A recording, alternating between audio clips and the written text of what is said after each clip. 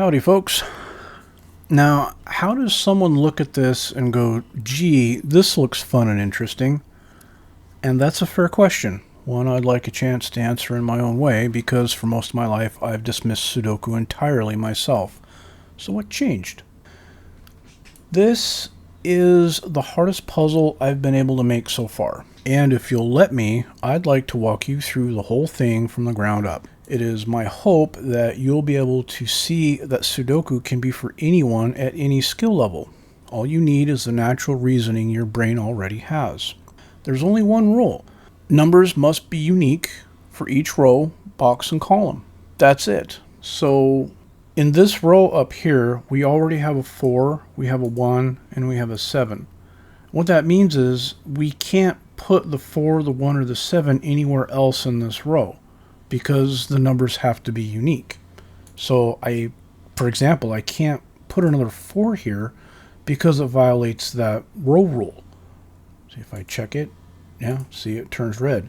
Also, it's in the same box, so this 4 also stops the 4 from being placeable here, and this 4 stops it from being placeable here.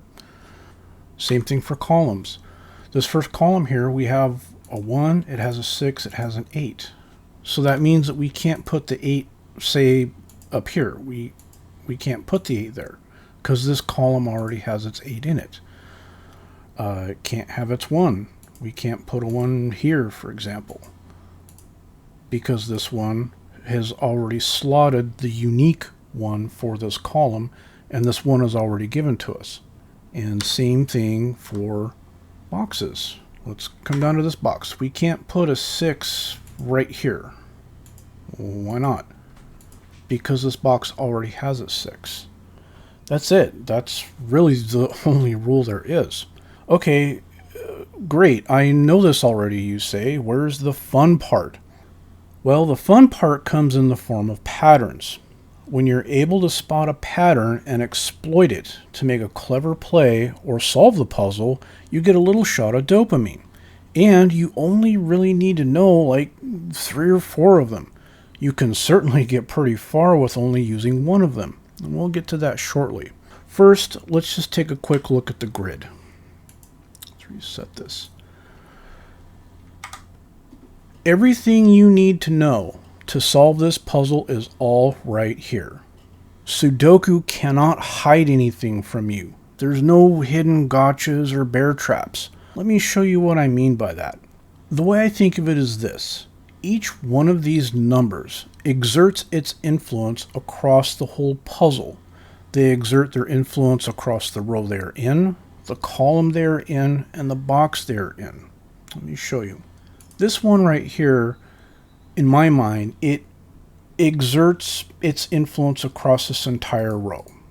So that means that nowhere on this row can this 1 be placed. Because of the rule of Sudoku, we can only have one unique number of each number in a row, a column, or a box. So this 1 basically stops or prevents the 1 from ever being placed anywhere along the same row that it is in. Same thing for columns. This 1 is exerting its influence on the column that it's in, blocking out or effectively shutting down 1's placeability anywhere on the column. And the same thing for the box. This 1 is saying the 1 can't go here, here, or here. So this 1, as you can see, is exerting a lot of influence on this grid. And if we go through the rest of the 1s, let's just go through really quickly. Here, this 1 says the row has its 1, so the 1 isn't here, here, here, here. And its column says it can't be here, here, or here. This 1 down here, well, it's blocking the 1 from being in this row anywhere. It's blocking the 1 from being in the column anywhere. And it's blocking the 1 from being anywhere in the box that it's in. This 1 is stopping the 1 from being here or here. It's stopping the 1 from being here, here, or here. Oops, I forgot that one up there. And it's stopping the 1 from being here. This 1 here stops the 1 from being in this row. It stops it from being in the column the 1 is in, and well, we've pretty much already chewed through all the rest of the places the 1 can go from the other ones. And we have this one down here. From the perspective of the row, the one can't be here or here. From the perspective of the column, it can't be here or here. And from the perspective of the box the one is in, it can't be here or here. So just by doing that, we've eliminated all but 5 cells for that one to go in. And this one up here, well, there's literally only 1 cell left for this one to go. The one isn't sort of here or maybe here or around here somewhere. No, the one can literally go in one place. Bam, right there. No questions, forever and ever, the one must go there. And down here, we are limited to only 2 cells per box where the one can go. And that's where our hints begin to shine. We can place a 1 hint there, a 1 hint there, a 1 hint there, and a 1 hint there. So let's get rid of all of that. And just from that first pass, we've been able to place 1, 1, and kind of suss out where the other ones might be able to go. And this is going to lead us to our very first pattern, probably the most important pattern you'll ever need to know. Whenever you see 2 hints that can be stacked like this, either on a row or a column, it automatically implies that that one has effectively been placed in that entire column. Just like this. The one is either going to be here, or the one is going to be here. It has to, because this one stops it from being there, this one stops it from being there, this one stops it from being there, and we've already sussed that out. So no matter which direction or which cell ends up receiving the 1, it implicitly stops the 1 from being anywhere else in that column. Even though we haven't explicitly placed a 1, we know it's going to be in one of these 2 cells, effectively blocking it from ever being placed anywhere else in that column. And we can do the exact same thing over here. These 2 cells with the hints are exerting effectively the same influence as if the 1 had been placed. So the 1 cannot be here, here, here, or here across the entire column. They call this, I think this is called a pointing pair. So if you want to go look it up and learn more about it in more technical terms, feel free to do so. I think that's what it's called. I just know it as this pattern thing here that I can use to my advantage. And that's exactly what I do. Also, what's kind of interesting here is I can go ahead and show you another pattern. When you see hints that can be stacked like this, we have a 1 here, a 1 here, a 1 here, and a 1 here. This is also another pattern. And I'll show you what I mean by that. Let's pretend that this 1 is not there. And let's walk through this using just natural logic. There's no magic, there's nothing special here. We can just use the natural reasoning in our heads to figure this out. Let's say the 1 ends up being here. We've played through the puzzle, and for whatever reason, we get to a point to where we're able to confidently place that 1 right there. Well, if this 1 ends up being here, well, the 1 can no longer be there. The 1 must now be here. And if that ends up being the case, this 1 stops the 1 from being here, here, or here. And this 1 stops the 1 from being here or here. Conversely, let's say we're playing through the puzzle and we find out that the 1 actually ends up being down here. Well, in this case, the 1 stops the 1 from being here, meaning the 1 must be moved up by 1 right there. And in this case, this 1 stops the 1 from being here, here, or here, and this 1 stops it from being here or here. So you can see it flip-flops. It kind of doesn't matter what order these 1s end up being. In either case, the 1s can no longer be placed in either of these cells, leaving the 1 to be here or here. But we have this 1 up here that stops it from going there, and the 1 here stopping it from being there, leaving only 1 place left for the 1 to go right there. And I believe this is called, I think it's called the X-Wing or Swordfish, one of those two. I honestly don't know, and I kind of don't care, because all I know is that when I see 4 hints like this stacked together like that, I know that there's a possibility I can snipe the band that's outside of them. So we haven't even really started this puzzle, and I've already introduced you to a couple of techniques, or patterns I like to call them. Now let's move on to probably one of the big concerns in your head right now, and that is, let's go ahead and reset this, and that is this whole mess here. How are you going to do this in your head? This is a giant mess. It's clunky. What is going on here? Why would we do this? Well, we wouldn't. Well, you could. Sometimes I blast through really easy puzzles kind of doing this in my head. But what I do is I take that process and I break it down into manageable chunks by going box by box. And we can achieve the same effect without having all that nonsense on the grid or in our heads if we're trying to do this in an analog puzzle book. So let me just demonstrate that just really quickly. We start with the first box. The first box has its one. Second box has its one.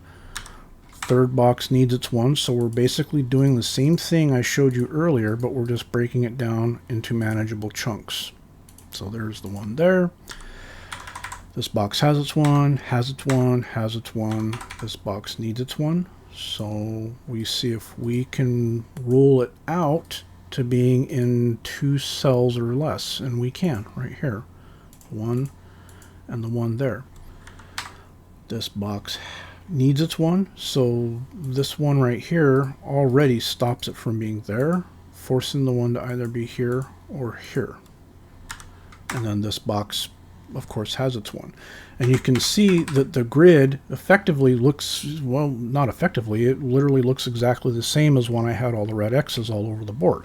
We're just breaking that process down into manageable chunks by going box by box. So let's try it by moving on to the next number, 2. So this box we see is missing its 2. Well, here's a 2 right here, meaning it can't go here, here, or here, leaving these 4 cells. Well, I could put hints in there for these 4 cells for the 2, but what is that really doing for me? I don't really see how this is really helping other than basically cluttering up the grid. See, when I play out of a puzzle book, this is just more stuff I have to erase. And another thing that this affects is it also makes it harder for us to find a third pattern later on, which I'll show you when we actually play through the puzzle. And that third pattern is called a naked pair. I don't know why it's called a naked pair. I call it an exclusive pair, but we will see that pattern later on. And when you have multiple hints like this, it makes finding naked pairs very difficult. Unlike this, if another number winds up being alongside these ones, that would reveal a naked pair. We don't need to get into that. We don't really need to get into that right now. The point is, this is why I don't place more than 2 hints per number per box, because it clutters my grid. I have to erase more stuff, and it makes detecting naked pairs much harder. So I do not use more than 2 hints. On rare occasion, I will use 3, but for the most part, just 2. So we move on to the next box. This box has its 2. This box needs its 2, so we can do the same thing here. Well, we can try putting our 2s in here. But this is not telling us anything particularly useful, because the ones are still ambiguous across the board vertically, and they're still ambiguous across the board horizontally. And it's not telling us anything that this 2 selected isn't already telling us already. So again, I just limit my hints to 2. It's just less stuff for me to erase. So let's move on. This box needs its 2, but we can see that there's absolutely no 2s around that can influence this box, so we simply move on. Now this box needs its 2, and we see that we have a couple 2s around it that can influence it. So this 2 here says that it can't be here or here, and this 2 says that the 2 cannot be here or here or here. So it leaves only 2 cells for the 2 to go. which is here or here. And that's actually useful. That will help us find pairs later on. And this works just like these work. Having these two stacked in the same column like this, knowing that the two can only go in one of these two cells implicitly means that the two cannot go here, here, or here, or here. And if we didn't already have these twos as hints, this would actually be quite useful. But we have the twos, so we just mark these down in case it reveals a naked pair later on, or an exclusive pair. This box has absolutely no interfering twos or influencing twos, so we move on. This box needs its two, and this two says it ain't going here or here, leaving these 4 cells. Well, 4 cells is not too terribly useful, so we move on.